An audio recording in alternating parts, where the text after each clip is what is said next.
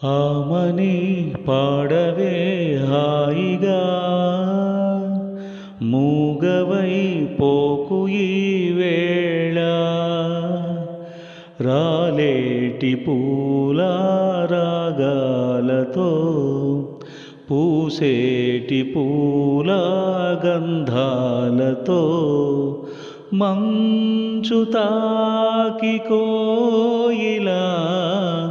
మౌనమైన వేళలా ఆమని పాడవే హాయిగా ఆమని పాడవే హాయిగా వయస్సులో వసంతమే